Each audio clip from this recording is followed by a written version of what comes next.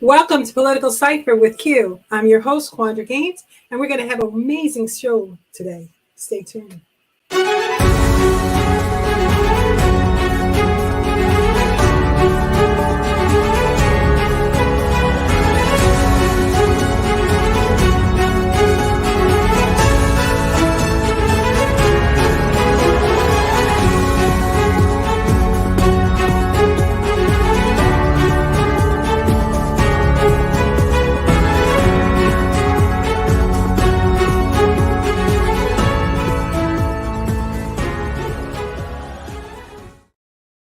Welcome to Political Cipher. Again, I'm your host, Quandra Gaines, and tonight we're going to have a wonderful conversation with Maryland State Senator Arthur Ellis, who is the senator for the 28th District in Charles County. And then tonight I would like to bring on Lisa Ellis. Good evening, Lisa. How are you today? Good evening. I'm well. And yourself? I am fine. So we missed you the last couple of shows because you were out at Texas. But so how was your holiday? My holiday was blessed. You know, anytime I get to spend time with my 94-year-old grandmother, my mother, aunts and uncles, and bake pies, and literally just gain all this winter weight. It does me well, but I miss everyone. I see that you have some new and improvements to the show, so it's going to be an exciting evening. Senator Ellis is one of my favorite namesakes, but what he stands for and his actions that he's actually taken since becoming senator of the 28th District has been phenomenal. So I can't wait to engage him in conversation, and for others that don't know him to learn more about who he is and the exciting things that he's doing for Charles County. Thank you. All right, and let's bring on Mr. Joseph Gaskins. Good evening, Mr. Gaskins. How are you? Good evening, Q. How are you? I am fine. So, what have you been up to, Mr. Gaskins, these last couple of days? Yeah, as usual, I'm spending a lot of time working on the transition process for the next governor for the state of Maryland, along with working on some of the most important things that we have to do for the Maryland business clergy. Also, for you, you must know that there's an update of what's taking place at the airport as well. You might not have heard. No, it seems, I haven't. Yeah. They've tabled that. This administration, president administration, is not going to deal with it.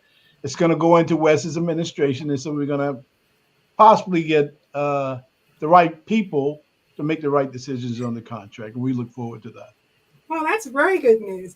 And most importantly, let's bring in Maryland State Senator Arthur Ellis. Good evening, Senator. How are you today? Good evening, Ms. Gaines. I'm well, and how are you? I am well. So, how was your holiday? Quiet. After a turbulent re-election period caused by a lot of chaos and redistricting and a lot of campaigning, I really appreciated a quiet holiday period. So, I'm pleasure to be here with you and to meet you for the first time, and to see my namesake, Miss Lisa Ellis, and my good friend Bill Gaskin again. All right. So we're going to start off with questions. Okay. So the first question was, who is Senator Arthur Ellis, the person who upset one of the most powerful senators in the General Assembly? So we're going to... I was happy. I came. We're going to start off with Senator Ellis, who's going to tell us who he really is. Yes, born in the island of Jamaica, taken to America by his parents at 10 years old, fighting on arrival, and I'm still fighting for survival. I tell you, there's nothing like a good fight, which I relish. I realized early on from my days in the military that this is a really great country. Opportunities abound, but you just have to fight for everything that you want, everything you need to get, especially as a Black African American citizen. And I'm just thank God every day for my Lord and Savior Jesus Christ, who got my back and gives me the victory every single time. And so, is that quick enough? All right. So, Miss Ellis, who is Senator Arthur Ellis? And he is the one, you said, the person who upset one of the most powerful senators in the General Assembly. So, what senator did you upset? Okay. So the former senator for 24 years, a lot of terms in Annapolis. The Honorable Mac Middleton, and it was just. To this day, I like telling stories, right? Not just facts. Okay. To this day, he hasn't called and conceded. He wrote a letter to the editor of the newspaper saying how his family had been in this county for hundreds of years, and but never called me, never say congratulations. This is the American democratic process, which we all fight in the military to preserve, to keep the despots off our shores. It's a great system we have of elections. Let's celebrate Georgia. Georgia really stood up and put Reverend Senator Raphael Warnock back in. Yes. And that was a tough fight. People were doubtful, but when we believe, and when, especially as African American, we stand up and we fight, we win. Yes, indeed. We're winners. We win? Yes, we did. Yes, we did. Right? People don't realize, Jamaica, we were slaves in Jamaica too. We just got to the New World sooner than folks who were dropped off in Annapolis or in Louisiana, right? So we started work a little earlier, and we started slaving a little earlier in Jamaica.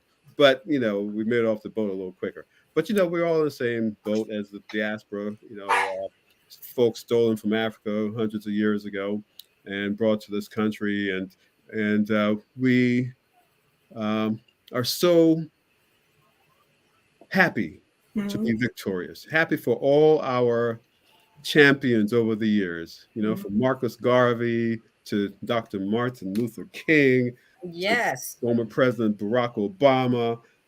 We just have all these heroes that we just really just ride on their backs. Not even stand on this, we ride on their backs because with all the sacrifice and hard work, they make it possible for us to be speaking today. So I'm just really thankful for the fight that is in all of us. Well, thank you for that. Now, Lisa, who is Senator Arthur Ellis, the person who upset one of the most powerful senators in the General Assembly? So you tell me who. He is the senator. Well, let me just backtrack. My company, Ellis Management, Ellis Industries Incorporated, applied for a license to grow medical marijuana. And to do that, we had several meetings with senators, and Senator Mac Middleton was one of those senators. We were asking why there was no minority participation included in the first initial 15 licenses that was distributed. Senator Middleton then looked me in my face and said, Lisa, quite frankly, Black people may never get a license. It's just the way that it is. And I said, I can't believe you just said that to me. And consequently, I told him that, you know what, you're going to live to regret that and remember my name. And who unseated him but my namesake, Arthur Ellis. And literally, when I say that I was rolling in because then I had no idea of exactly who he was when he was running, but supported him primarily because I loved his platform. His platform on education, on environmental issues, on housing, on land use, but most importantly on transportation. Living here in Waldorf, there is a big traffic congestion, and to know his plan from day one to really tackle the transportation issue and the housing and environment issues meant a lot to me. So he's been a man of his word since being elected. So I'm excited here to let everyone know, and to let those that don't know the great works that he's doing, so that they can join in and help participate as community activists or just as residents, because literally we have major housing issues that I want to discuss a little later in the program about the increase of rents, this rental rate. It's a countrywide issue, but the housing market, we have the ability to do something. The city of Laurel has already proven it here in Prince George's County. So I look forward to having this discussion a little later. So I'm going to yield it back to you. All right, Mr. Gaskins, who is Senator Arthur Ellis? Senator Arthur Ellis is my senator as well. And I would remember that year because for many years, we have in Charles County basically been servitude to a few individuals who control the county. And they didn't look like us. They were individuals of another ethnic persuasion, but they held a strong control over politics in Charles. And along with this came their individuals who were empowered in the community. And quite frankly, no one dared to challenge them. So when I drove down, for those who don't know, Mattawoman Beantown, one of the quarters coming into Charles County, I saw this big, beautiful sign. It looked like something that was Wall Street sign, the blue background and the bright white letters. I said, "Who is this guy, Arthur Ellis?" So I started asking around to find out, and I found out that he was a former campaign manager for Reuben Collins, who was a commissioner uh, in the county. And so I got to meet him. And at that time, I said, I got to support this guy. So we got out there, started putting up signs on the highway. We worked that campaign. And guess what? In the end, he triumphed, did extremely well, and have gone out and did great things in the county and been a superb leader in the Senate, the state Senate. They're commanding attention wherever he goes in Annapolis. Wow, wonderful. I love the fact that he's his own man. I mean, literally, you see individuals get elected so often and they become a part of the system. What they ran on, integrity is lost for the most part, but he's maintained his integrity. And I can appreciate that as a business owner, as a community activist, to continue to support someone that supports me. All right. Now, Senator Ellis, I am here. What do you attribute to the success and to your success, and what was your political strategy? Okay, success. I give all praise and glory to God, the Father, the Son, the Holy Ghost, the angels. I mean, I call on all of them all the time. Yes. Sometimes, all the same minute. But the thing is, I have a strong family support system. My wonderful wife, Rosalind, she's my campaign treasurer, and when I decided to take on my predecessor, I said, honey, I did the numbers. I'm a CPA, by the way. And I said, hey, I think I need $50,000 to take him out. And she said, okay, you've got it. Okay. And she literally gave me that $50,000 check. And, I just feel honored that about the nice things my colleagues here are saying about me. I must say, I got in this race, in this job, not to get a title, but to get results. So I went in with an agenda. In my first 4 years, I've been in office 4 years now. I was just recently reelected. I filed 77 bills. 77 bills, around 30 plus were passed, became laws. And the biggest one, Lisa mentioned transportation, was to bring light rail to Charles County through southern Prince George's County. So we have Charles County, the worst commute in the nation. Let me say it again, the worst commute in the nation. Now, I'm not saying that. Surveys and research done by Bloomberg Business came up with that analysis, and also Maryland Department of Transportation. So we have over 70% of our working adults go north towards Washington, D.C. and environs every day to go to work and just clog the roads. And no one was doing anything about it. No one was doing anything about it. A problem known for years. Everybody's like, yeah, it's a problem. And no one. And I said, this is ridiculous. And so that was my top promise to put in a bill.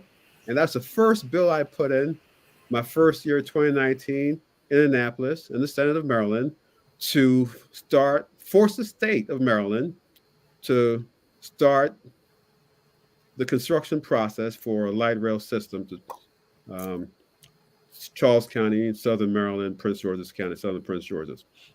And I tell you, it took me 3 years to pass that bill, but it passed unanimously. People voted for that bill who told me the first year I put it, it'll never pass. It'll never pass. And those people ended up voting for that bill. So don't tell me that God is not powerful. God changed minds, God changed hearts, and he wants to relieve the suffering of his people. Because Black people, more than any other people in this country, are God's people. We bear the burden of this country, of this Western world, make all these people who act all pious and pampered and all more powerful than think we are. We build their wealth. Back in the 1800s, 80+% of the GDP, the gross national product, the goods and services produced in this country were produced by Black people. 80+%. So don't tell me who built or didn't build this country and whose backs. And we are still working hard, standing strong for America. But America, I'm happy to say now with Joe Biden as president, standing up and keeping promises to Black folks. And so that's why we showed up and voted and supported him and our federal representatives during the last election. And we're so happy we're able to retain control of the Senate, and it's close in the House. And we'll have to deal with moderate Democrats and moderate Republicans to control the House and get things done. So we're in a good position. But, you know, we work hard, and I realize we as a people, and, you know, Charles County is more than African Americans. We have a significantly large white population. We have a large Latino population that's growing. And all of us are in the same boat. So it's not a matter of race now. Unfortunately, a lot of people see it that way and make decisions and how they dismiss majority Black neighborhoods. But what I do is I fight for my county, and others throughout the state of Maryland are really helped tremendously. So we have the light rail approved. We got state millions into it, millions of dollars. We have approval and millions from Prince George's County, support from County Executive also Brooks and the County Council, strong support from the Charles County Board of Commissioners, President Reuben Collins, strong support. And this year, as a matter of fact, received federal dollars for our light rail system. President Biden signed into law a bill giving us many millions to go forward with our light rail system. I mean, a lot of people say it will never happen. Folks say Ellis is nuts. He's crazy. You know, look at him, listen to him all that loud talk and getting nothing done. And to be honest, delegates said that about me, you know, who represent Charles County, who refused to stand up and fight for the people who sent them there, you know, and like, why are you being quiet? The people are your boss, you know, not these politicians in Annapolis. They don't vote for you. The people of Charles County vote for you and send you there to solve their problems. So shout from a mountaintop. Work hard, solve our problems, state of Maryland. We are Marylanders. Get busy and help us solve our problem. And so, you know, we had a lot of opposition, like I said, even from local elected folks in Charles County, you know, instead of supporting me, they were talking bad about me. But you know what? My big mouth, my big prayers, and big support from the community produced results. Yes, it did. All right. What? Oh my goodness. So you already told us how many years you've been in the state Senate. So Mr. Gaskins, Yes. in your own words, what do you see as the most important issues that have come before the General Assembly during? Oh, this is for Miss. Excuse me. What do you see from all the things that Maryland State Senator Ellis stated? What things did you support that he talked about with the light rail and all these different things that are going on in Charles County? What did you stand behind him with? Are you asking me? Of course, Mr. Gaskins. Oh, okay. Yeah. Well, all of those. All of those. I mean, my background is civil engineering. Mm-hmm. So my first job um, in Washington was to work for a design firm designing the metro. Mm-hmm. That was back in the early late early 70s and late 80s. Mm-hmm. So I worked there for many years designing the Branch Avenue route, uh, Green Line route of the subway system there. So mass transit is something that I really wholeheartedly believe in. I'm working now also to try to get approved the maglev high-speed train that goes from Union Station to New York and will basically take you there in an hour. So my passion is engineering and high-speed transit, railway, Mm-hmm. impact projects that will take the burden off of individuals on the highway who have to fight that traffic 2 hours going into Washington and going into Northern Virginia from Charles County and then coming back in cluttered highways that we see in Waldorf locally here, and also the improvements that the senator has also done on a major project down there that will beautify one of the main avenues surrounding the mall down there that will put in place a park, tremendous park for the area. And that's the sensitivity that he sees. He sees things that other individuals have, and he noticed what was not in place, and he then takes the effort and time in Annapolis to find the money to to invest in those particular projects, and also in housing is another one of his issues, and he will probably tell you more about that. But that's money for this particular area, which will, as most individuals know, in order to substantiate a project like a high-speed transit, your numbers, transit system being put into neighborhoods and areas, you have to have the numbers to justify the transportation vehicle coming to you. Senator Ellis has supported that. Not only has supported, he went out and fought for it. And so these are just a few of the projects that I'll go out front and be quite frankly forward in terms of standing behind and pushing other individuals. And people know that I push people. In, Yes, we do. in terms of getting up and doing things, even it's a little fun, really. As Arthur said, I'm a very spiritual person, and I believe that the person is not the problem; it's the spirit within the person. All right, Miss Ellis. Um, okay. So with Mr. Ellis as your namesake, what issues did you support?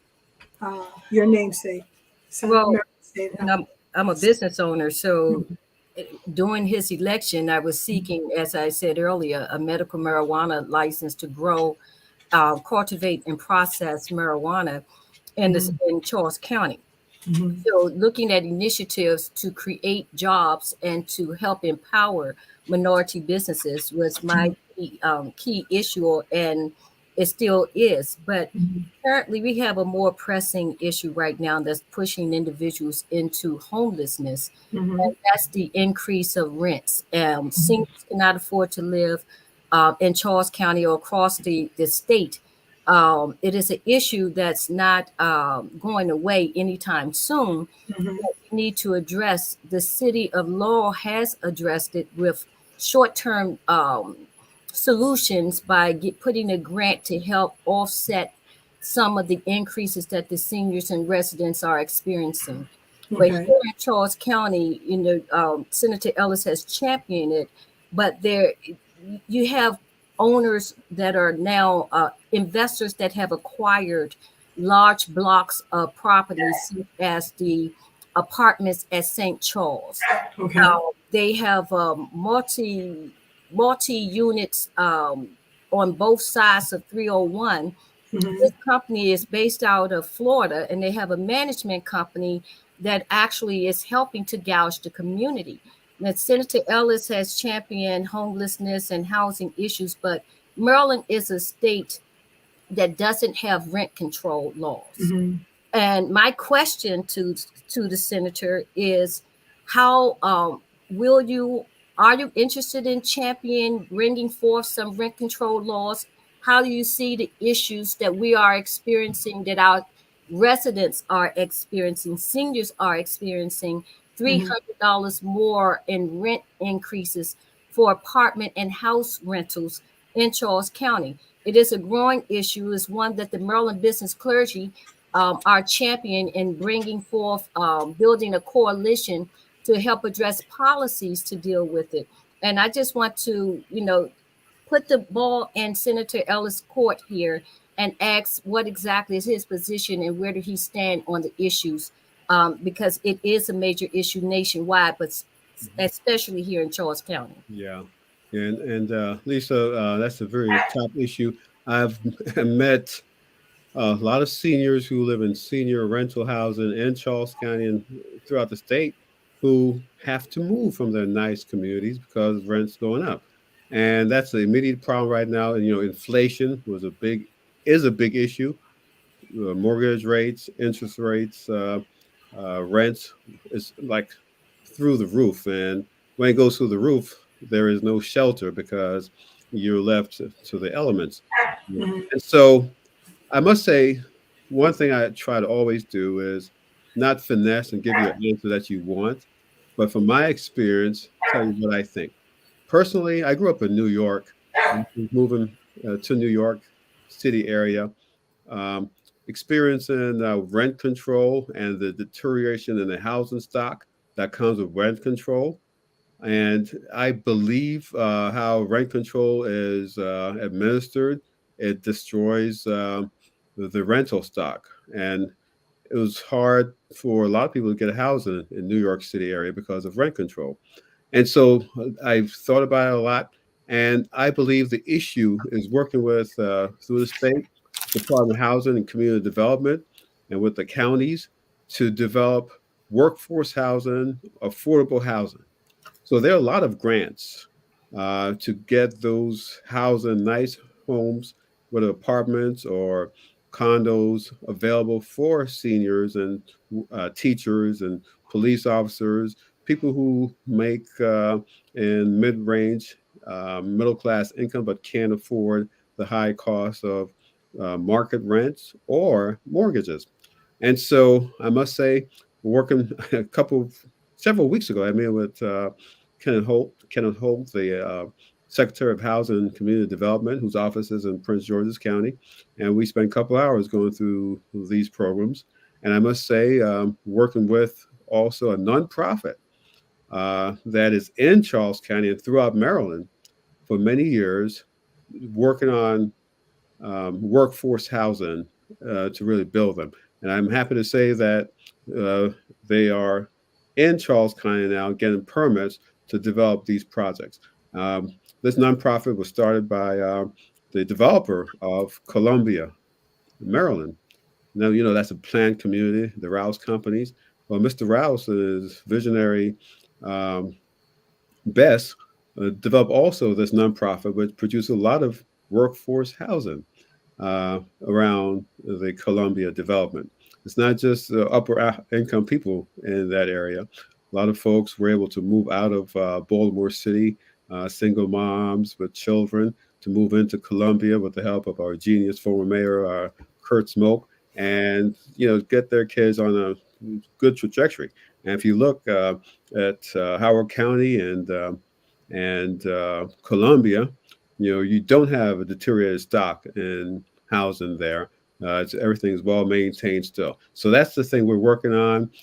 We have, as a matter of fact, request was made of me to provide some grant funding through my discretionary grants for development of this brand new affordable workforce housing in Charles County. And I think we can really do it smart. Uh, we can leverage federal and state funds to get that done, and which will work with our landlords to help them pay their costs. If the landlord's costs are not covered, they cannot repair, they cannot maintain those buildings, and they become slumlords. And maybe there's a better way. We can talk offline where you can tell us where rent control might be designed in a certain way that will work. But It is. in my mind, I just have that stain from New York in the 80s and early 90s of tremendous deterioration in the housing stock all over mainly the minority Black and Latino areas of New York City. And so we need a really good answer. And I'm always open, I'll always listen, sit down, and I try to do less talking and more listening because I'm not always the smartest guy in the room. So I look forward to kind of really start tackling that problem. My first 4 years in office, there were so many issues that were outstanding. Transportation was a big one. Maternal health, where Black babies were dying 4 times at a greater rate than white babies at birth and during that process. I put in a bill that's funded first 2 years ago to the tune of $70 million by the Hogan administration.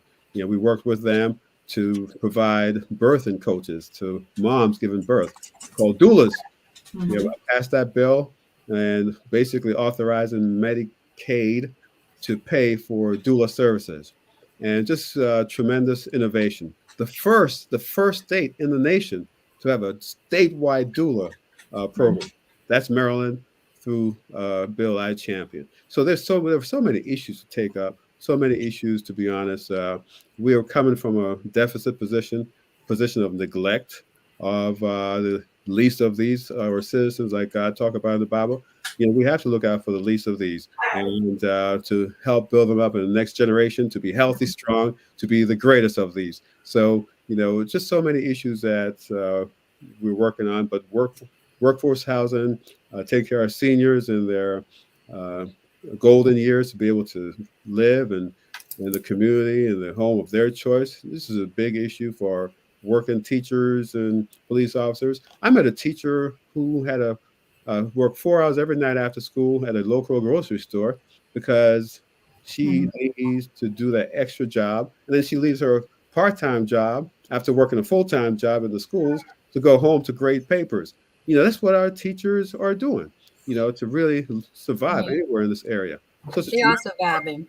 Tremendous problem, and I get it. I speak to folks in the community, our seniors, our teachers, our police officers, folks who work hard, who love their job, but you know what? Society don't love them in the way we compensate them. Senator Ellis, the 80s and part of the early 90s, you experienced a lot of issues with affordable housing as well as slumlords and rent control issues. Those issues I believe, has worked themselves out during the years with policy changing and enforcement. DC has a great rent control program, as well as some of the surrounding jurisdictions in Delaware and Virginia. When we're looking at the least of these are needing assistance right now. I mean, we're talking $300 and more rent increase, which is going to push individuals into homelessness or delay their ability to become homeowners because their ability to save will no longer be in existence. I believe in workforce housing and the good that it can bring. But when we're looking at choices, the investors that took advantage of the market during COVID have the choice. And the choice was not just to increase rent, but they knew that because Maryland does not have rent control, that literally the gouging of communities was just at bay because they can charge these enormous rates. They are. It's not something that has to happen. And the city of Laurel proved that. They proved that by it, not only addressing and working with the owners, but bringing money to the table to help offset it until they could come up with a better solution. So it is a Band-Aid, and it is an issue that we as a state and local jurisdiction have to address, and we have to address it immediately because people are becoming we've already have trailer parks and poverty that exists in pockets here in Waldorf. We know that 925, I may be saying it wrong, 925. No, you're right.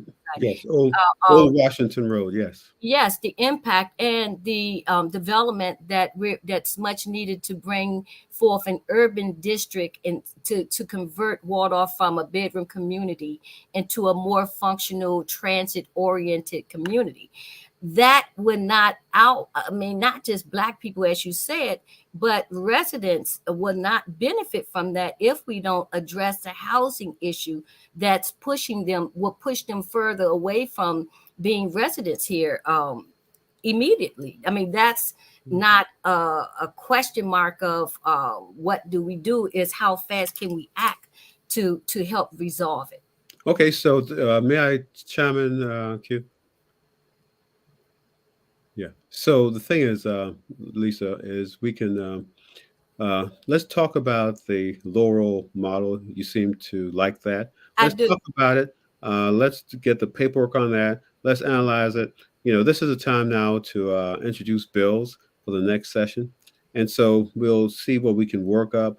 And to sound like something that we definitely can look at and see if we can replicate it at the statewide level.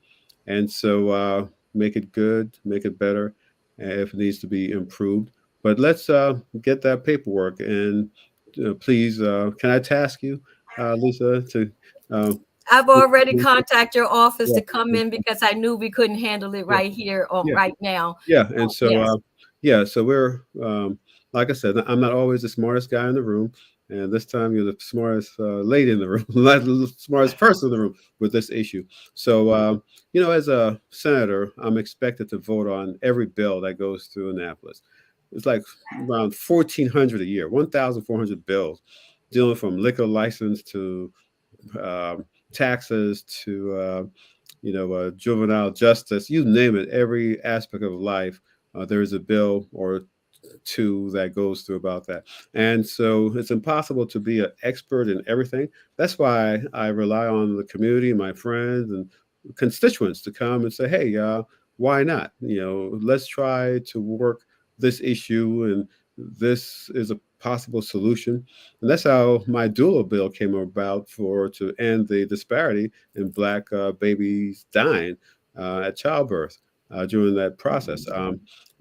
I would basically went to seminar, listened, and I said, hey, we put several pieces of policies together. People were like, hey, how could a state official pass a bill to affect a federal program like Medicaid? Well, it's possible.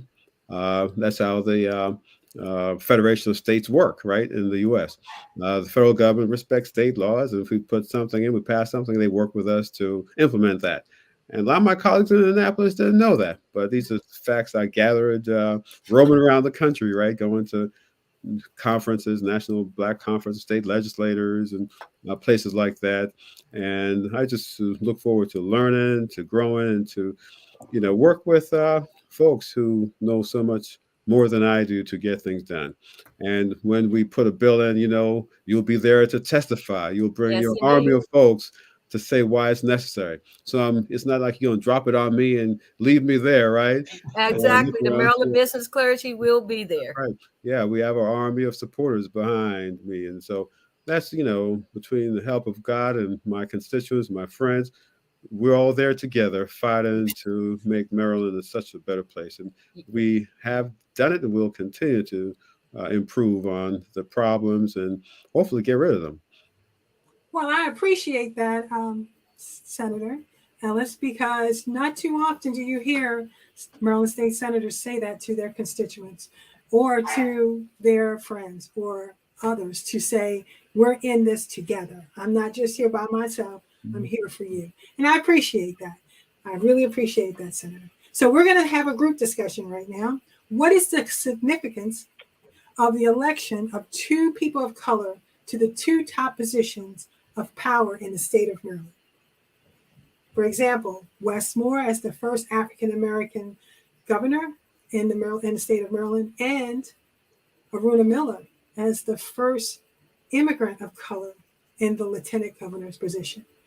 I'm going to give you each 2 minutes to give your response, and we're going to start off with Joe.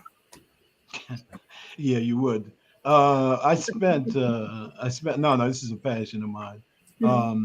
Over the years, I've spent many, many years trying to make sure we got away from that word first. It's an annoying word, and especially when you consider over 400 years in the state of Maryland, and we've never had a person of color, African American person at gubernatorial level. And we certainly have not had a combination of two. And when we started this particular race out here, we weren't. Everybody wasn't on the same side. In fact, Wes itself was polling in single digits, and he wasn't even the most prominent African American who was running, or well-known African American that was running. But I do think after sitting down meeting with him, I thought he was the most intelligent one, who had the capacity to be able to deliver and to bring a group of diverse people together, who would bring the necessary money that he would need for the race, as well as bring the support base. And that proved to be correct, because in the end, his numbers started to move upward. He moved from fifth place into first place. And the person who he was competing against at the time, Peter Franchot, who was the favorite, moved into third place at the end of the race. But that shows you what happens when you put the energy, a good strategy in place. Now, his running mate, she's my favorite. She's a civil engineer as well. And Aruna, I mean, you got to know Aruna, you got to love Aruna. And so we pride ourselves, especially in Charles County, of having partnerships between Indian individuals, Indian, Asian individuals, and African Americans working collectively to make things happen in the community. So this is nothing unusual for us to make this partnership. So we put it to work in the county. We delivered Charles County, and we other areas within the state enough to get him to where he needed to be. Thank you. All right, and Senator Adams, you get your word. I was hoping for a little respite. Lisa would go next. But anyway, the thing is, we're very happy for Governor-elect Moore and Lieutenant Governor-elect Miller. They're just really great people. They really worked hard. More than all the other candidates in the primary, they spend 10 times more time in Charles County than all the other candidates combined. And most of them were my friends, Peter Franchot and Perez. And I told them, I can endorse as much as I want, but if you don't come to Charles County, Charles County will not show up for you. In West and Aruna, they listen. And that's what we like, folks who will listen and learn and get to know the county, get to know the state. And that's what they did. They did not dismiss and write off any part of the state. And so people reward others when they show up. When they say showing up is half the battle, you just got to show up. And West and Aruna, they showed up. And we appreciate that. But let me take it a little different direction. Yeah, it's historic. We're proud of them. But, after we celebrate on the 18th of January when they are inaugurated, it's time to get to work. We shouldn't, as Black people, give anyone a pass just because they look like us. We better show up. We better show up and say, hey, these are our issues. You better work with us to solve these issues. We have expectation for you to do that. To lobby our community. We just cannot go back to sleep and say, oh, he'll take care of us. No, because you know what? Others will not be going to sleep. They'll be showing up with their long list of demands. And if we as a community do not advance our agenda and let the governor and his cabinet know what we require of them, then at the end of 4 years or maybe 8 years, we'll still be in the same position where we are now. And so we have to show up, we have to advocate, we have to push for our issues or solutions that we need. Transportation issues, Red Line in Baltimore, Purple Line in Prince George, Southern Maryland Rapid Transit in Charles County. Thank you. All right, Miss Ellis. You know, it's to have someone that has the integrity that Wes Moore possesses is key. And the relatability that Aruna Miller brings is also key equally. And what I look forward to them is being the governor and lieutenant governor for all Marylanders. And what that means is, for me, is leveraging the playing field. Wes has a track record of doing just that. The Robin Hood Foundation, he has the credentials, he has the will and the motivation and the passion to get it done. So I look forward to seeing greater participation for minority businesses, and I won't let it rest. I never have in the years of my 30 plus years of being a Marylander. That's one of the works that I put my energies to, is holding elected officials to the fire. They work for the people, and I expect them to deliver on their promises as I would anyone else. Aruna Miller, you know, her passion to increase educational outcomes is also equally important to me, because great schools brings in great commerce, great businesses. It helps to drive our communities, and we need to work to promote that. They're also to look at the work and commitment that she's made to transportation and supporting transportation initiatives, development around the metros. Mm-hmm. I can wait for January the 19th, day one, because we will have a legislative agenda to hold both of them accountable, to not just Black people, but I will unapologetically advocate for us, because we, as a culture of people, have been left out of that equation. So I'm looking forward to Anthony Brown, Wes Moore, and Aruna Miller at the top of the ticket, doing great things for Marylanders that's going to help bring forth a positive change. Thank you. Okay, next question for the group.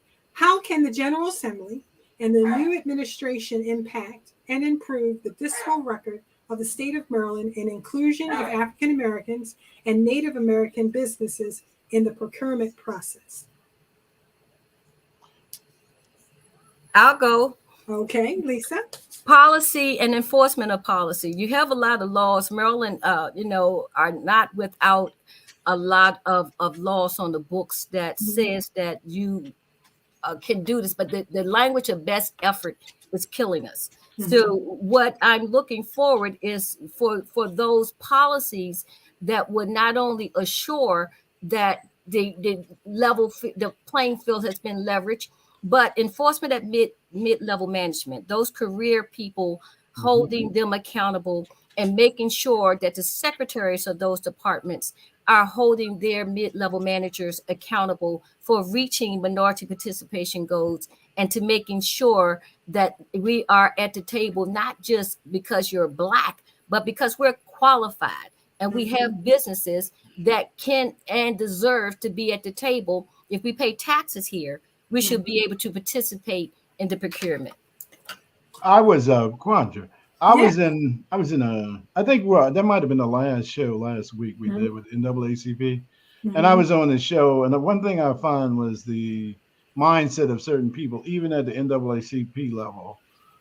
When I think the president of NAACP said she tried to match make and put two businesses together so they could combine their effort and then compete together on a contract, and she thought it was naive that they would not go that route to do that. And she was surprised that one of the individual companies, owners of the company, says, "No, I can't work with that guy." Well, one of the things that you have to know if you're a business person, you got to know who you could work with. But the bigger picture, the story behind the story is this: is that while that might be a solution to the problem, we have African American companies out here. We got minority companies out here who have capacity to compete. I was on the phone today with Meridian Management Group, which is a finance company funded with money coming directly from the state, Mm-hmm. which you can go to, you can get money. But you have to remember that we have billionaires. We have one of the largest billionaires out here, Kanye West, who's running around wasting money on nonsense. Mm-hmm. So when you say African Americans don't have the capital, they have the capital and they are successful businesses. But the will and the desire to invest that money into a particular state means that the state must be conducive to them putting their investments in that state and Mm-hmm. assuring that they're going to have a fair process. Okay. If they get a fair process, then you'll see companies, African American companies, move to the area and invest dollars, and you will see financial entities aligned behind those minority businesses, and I see that as a mission myself. But I also know that it goes much beyond the governor and the lieutenant governor. It Mm-hmm. goes down to the senatorial process and the delegates. And as Lisa already talked about the mid-level management, but over too many years, the senators and elected officials were just puppets Mm-hmm. for the Senate. So they had no backbone. They did what the former president of the Senate told them to do, and his was not to empower any African American individuals.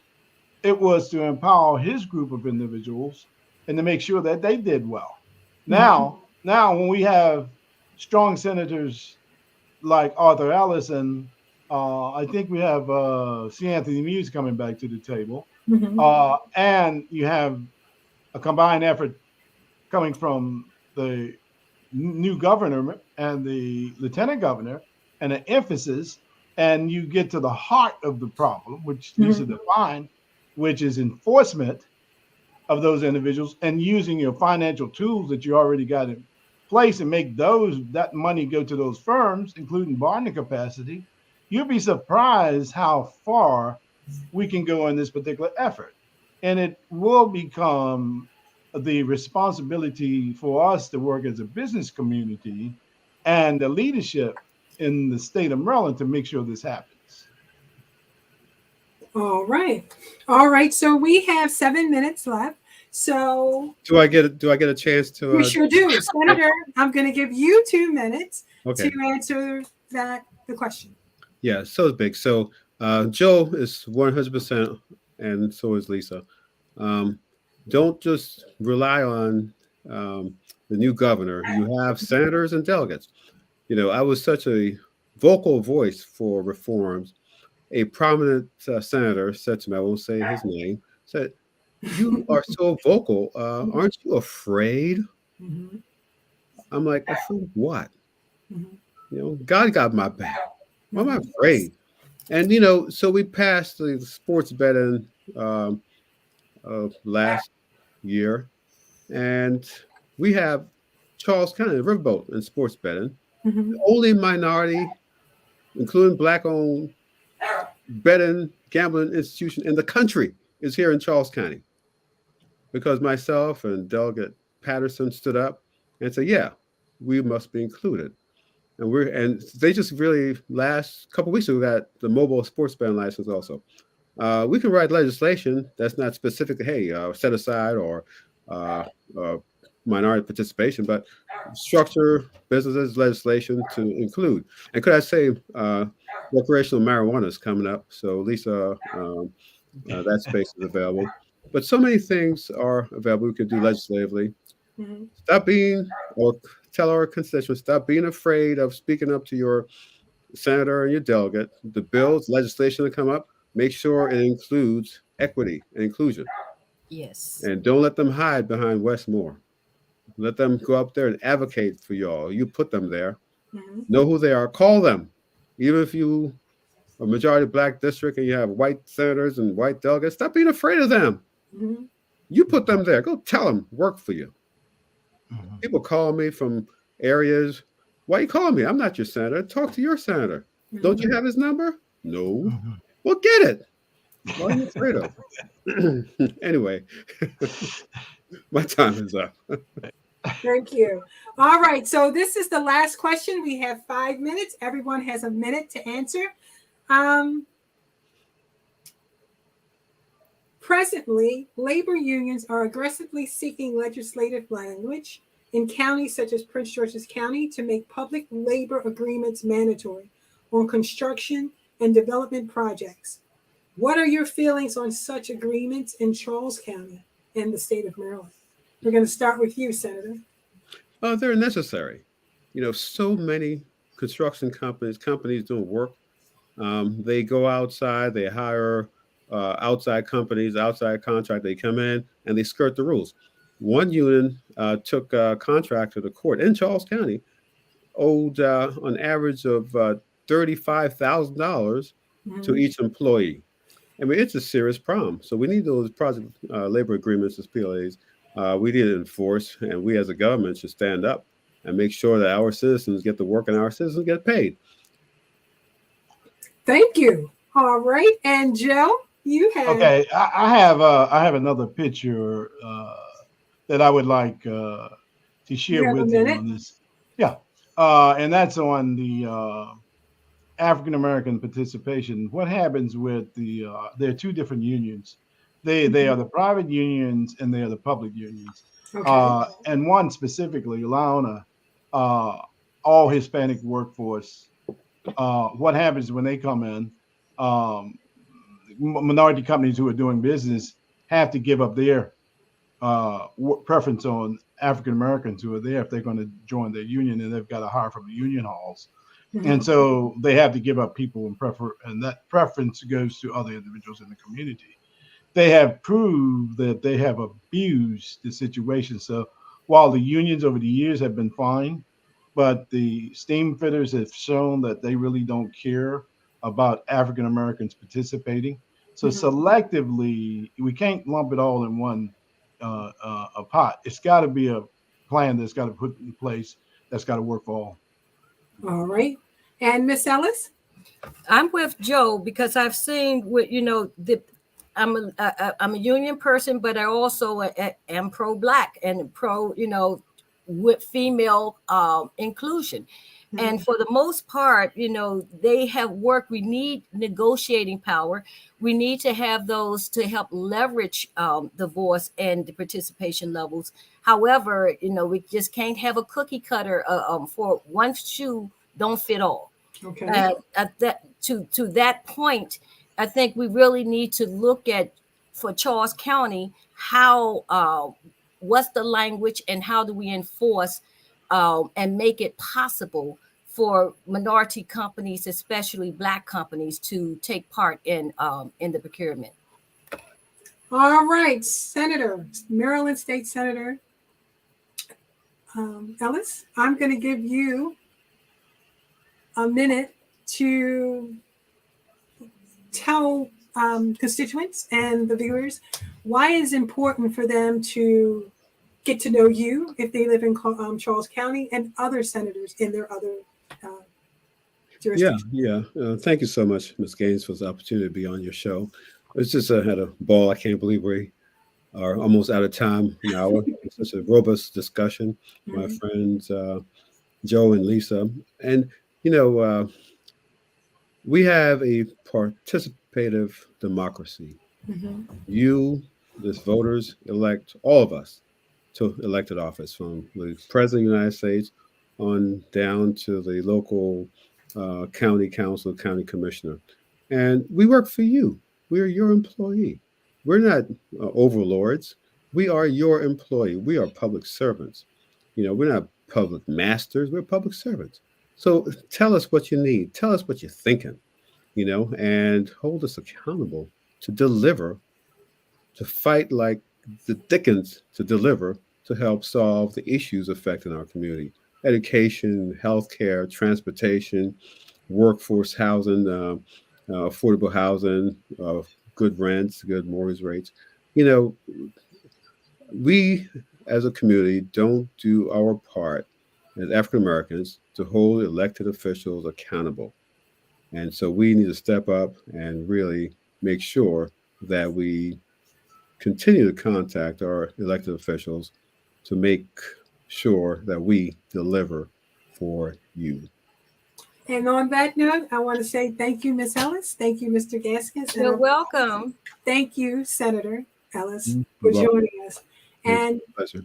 I would like to say everything that has been said today, I hope that you ingest it and really start calling your state senators and delegates. And like Senator Ellis said, they work for you. They work for you. So on that note, have a wonderful evening and thank you for joining us for Political Cipher with Q.